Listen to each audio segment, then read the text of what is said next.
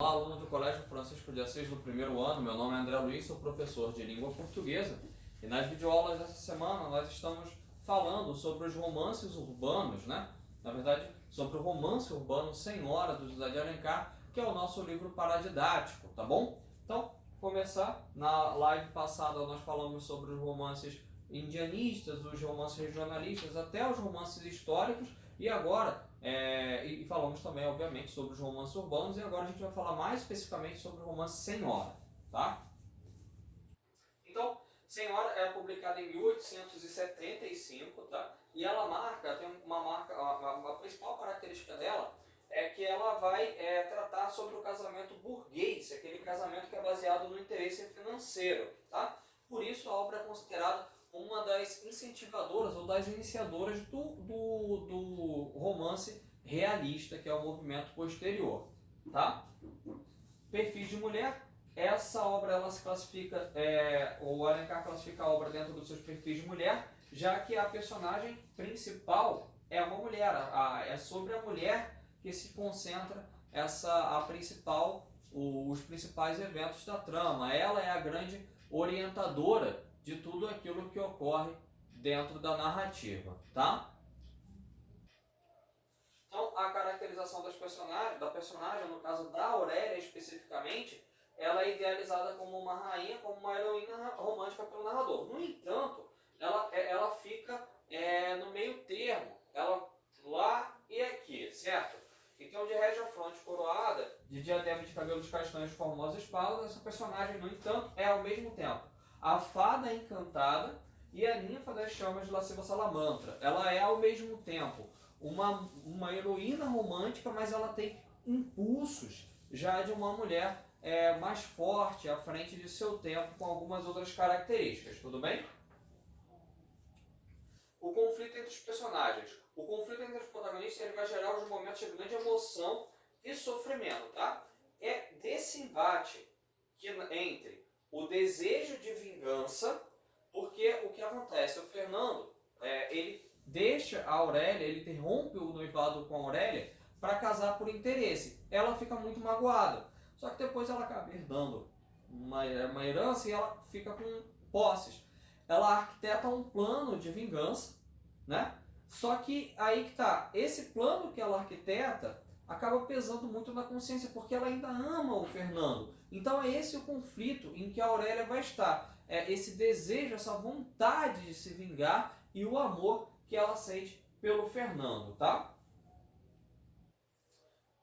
Assim, no desenlace, no final desse romance, há a vitória do amor.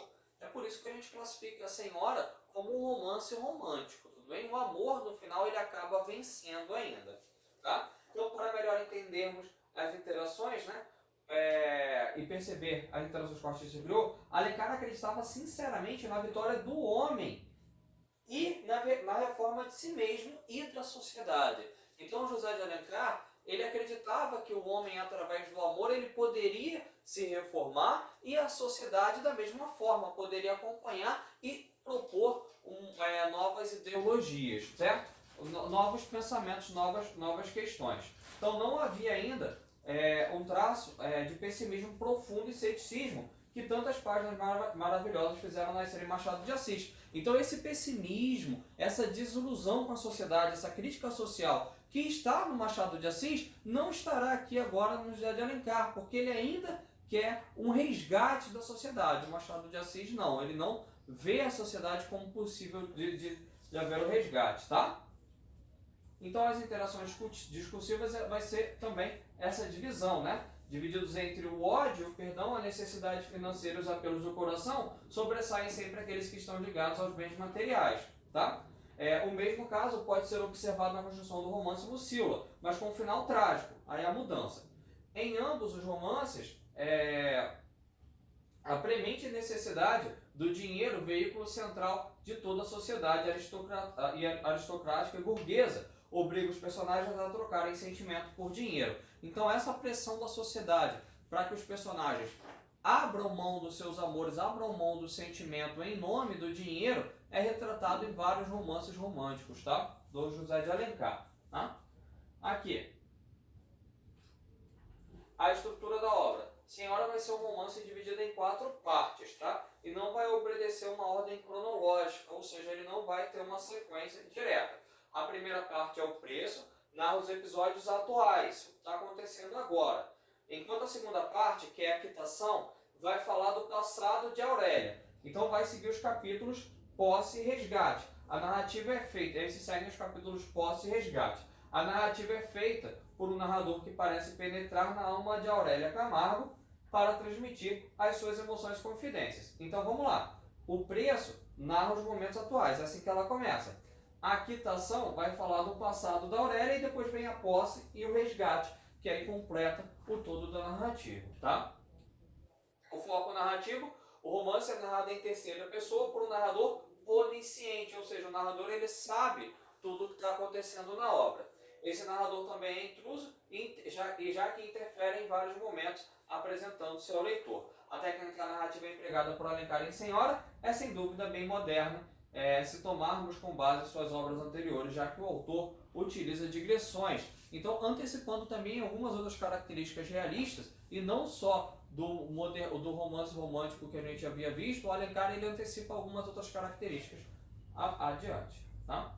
O tempo é cronológico, tomando como base o século XIX, durante o Segundo Império. Entretanto, não há linearidade, já que a história é contada a partir de flashback. O espaço, o elemento central da narrativa é o próprio Rio de Janeiro. Personagens. As personagens são bem construídas e apresentam profundidade psicológica. O Fernando Seixas é o estudante de Direito, no início do romance ele é motivado pelo financeiro e no final ao resgate dele. Tá? A Aurélia Camargo, que a gente já falou. A Dona Emília é uma viúva, ela é mãe da Aurélia, ela é honesta e séria, tá? E que amargou imenso sofrimento por causa do seu primo e grande amor, o Pedro Camargo, tá? Pedro Camargo é o pai da Aurélia, filho natural de um homem rico fazendeiro no interior de São Paulo, de quem nutria grande medo. Morre à míngua por não conseguir confessar seu casamento contra a vontade do pai, tá? Lourenço Camargo, Dona Firmina, e o Lemos, que é um tio da Aurélia. Esse aqui são os personagens que vão compor a narrativa.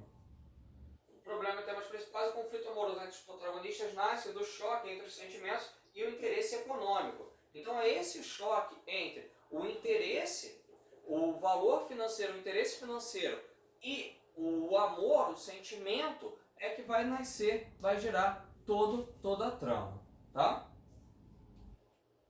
Localização e estilo da época, da obra, embora apresente elementos característicos do realismo, Senhora é um romance basicamente romântico, tá bom? Dos prosadores românticos da literatura brasileira, Alencar é sem dúvida avulta como o que é mais importante, não só pelo nacionalismo, mas também porque ele aborda outros temas, né? Inclusive, o Alencar ele escreve em todas os modelos românticos existentes da prosa, todos os modelos existentes de prosa romântica. Ele escreve romance regionalista, ele escreve o romance indianista, o romance histórico e o romance urbano, como o Senhora que a gente está vendo aqui agora.